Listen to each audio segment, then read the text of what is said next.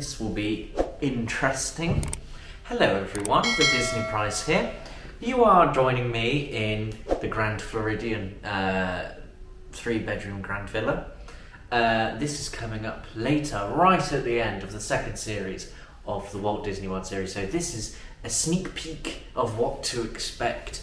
But I am not bringing you any vlogs or anything, unfortunately. The room itself is a mystery until I release the room tour, but don't ask me when because I have no idea. But today we will be talking about, and I have my laptop here with all my notes on, we will be talking about connections and should you take a connection when you're flying to Disney World. And this video will be aimed towards British people, but sort of the general gist of it will also apply for other international people who are flying to Disney World or anywhere. So let's get on with it. My personal experience, I will be talking about my own personal experience. Other people may have had different experiences, but this is my own personal experiences of flying to and from Orlando with connections. I have flown home back to England from Orlando via Miami. So that was a very short flight from Orlando down to Miami with American Airlines, and then flying from Miami to Heathrow with British Airways. And then on this holiday, I flew from Heathrow to Chicago with British Airways, and then Chicago down to here in Orlando with American Airlines, and I'll be doing the same on the way back. So I've not had my experience of obviously going back to England via Chicago, but I did coming here.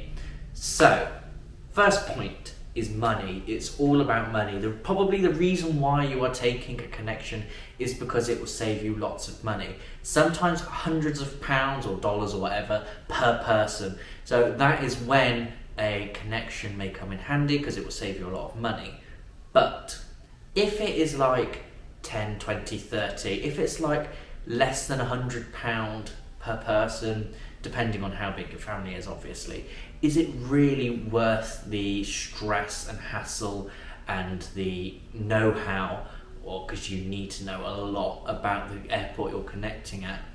Is it really worth all of that for the money that you're saving? For families, it's completely different between each person. There's no right or wrong answer. So yeah, the money that you are saving, is it really worth connecting at an airport? Because you're adding risk of missing flights, losing your bags. There's just a whole bunch of things that could go wrong. But if it all goes right, you save money. So it just depends about how much money you're saving. So that is my first and probably most important tip there. So let's talk about a bit of my experience. So the first time that we flew home via Miami, we left Orlando, flew down to Miami, and we had a 3-hour layover in Miami. You would probably think that would be enough. However, Miami is a massive airport. It took us almost 3 hours to get off the plane and walk to the next gate almost straight away. It took us ages. Miami is a massive airport, so you need to make sure that the duration of your layover is good. I'd probably say if it's less than an hour, forget about it. You won't have time. If your flight's delayed or anything, you're setting yourself up for disaster. So my personal advice is less than an hour and a half, 2 hours, I wouldn't do. Because especially at bigger airports like Atlanta, New York, Chicago is a massive airport, coming from my own Miami. So just those sort of airports are huge.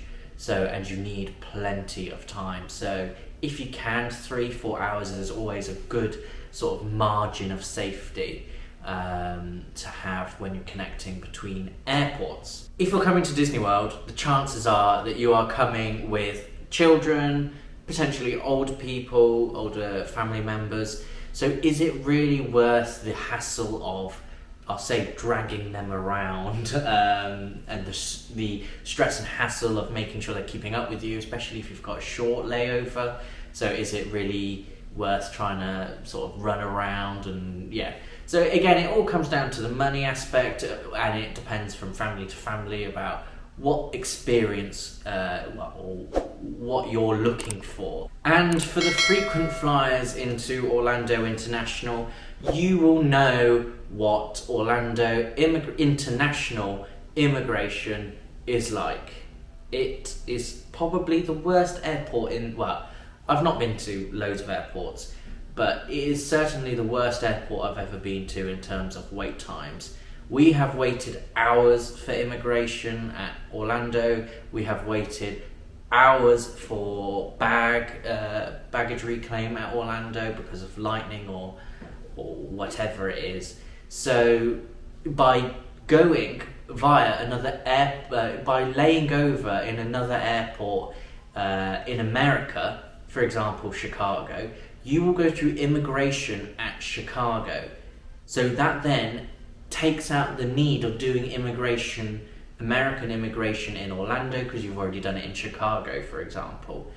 So that is why I liked my Chicago flight, the one that I've just been on, because I did not have to do immigration in Orlando. I did it up in Chicago instead. So that is a really, really good bit about it. I would say my experience on the Chicago flight, though, was that people who had hold luggage had to collect their bags from baggage reclaim, go back to the check-in desk and check it in again. So it did not automatically go from plane to plane from Chicago down to Orlando. They had to get it off the plane at Chicago and then check it back in. So that again adds time on, very precious time. And like I've said, it's really important to know what the airport is like, how big is the airport, how long is it going to take you and your family, are you going to want to eat food. So you need to sort of make a plan of what you're going to do. You need to add contingency on in case your flight is delayed or you're going to have long immigration queues. So just make sure you have all of it planned, create sort of a timetable, and then add your contingency on then, and then you'll know a rough estimate of what sort of layover you need at your layover airport. So personally, I would recommend doing a layover because of the advantages of not having to do immigration. There's just a whole load of the advantages, as I've said in the video, but as well, there is probably just as many disadvantages and probably just as bad disadvantages too than the good. But I personally would do one if it saves you a lot of money, because yeah, you don't want to start spending loads of money if you can save money and still get to the same place, even though it might just take a little bit longer.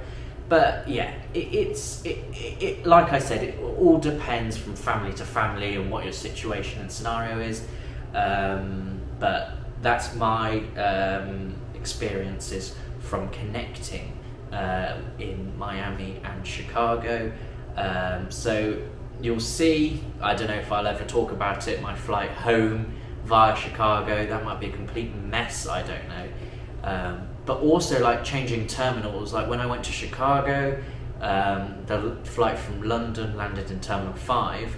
I had to get off the plane, walk through all the terminal and immigration and everything, then get on a train and head on to Terminal 3 at Chicago. So I went from Terminal 5 to 3. And then I had to go through security through Terminal 3 again, which was actually quite nice at Chicago. And I made it to my flight to Orlando with about half an hour to spare out of about 2.5 hours, I think, to maybe 2 hours. So it took me a good hour and a half to get through the airport at Chicago. And like I said, at Miami, we only had about 10-15 minutes to spare. So you really do need to make sure that just in case your flight is delayed, you've still got time to catch a connecting flight, because the last thing you want to do is be waiting for another flight or having to go and connect to a different airport or anything like that, especially if you've got young children or big families or older people in your family too. So that is where I'm going to conclude the video. I will let you make up your mind whether you want to connect at an airport, but like I said, there are many advantages and disadvantages that I've sort of laid out there. I hope you found this video interesting. If you did, please make sure you like, subscribe, and ring the notification bell so you never miss any more videos like this. I've got a whole list on my phone of all these sort of videos that I want to do. And if you have any ideas for videos, please feel free to leave them down in the comments down below, and I will consider it for a future video. So thank you all for watching. I'll see you later. Goodbye.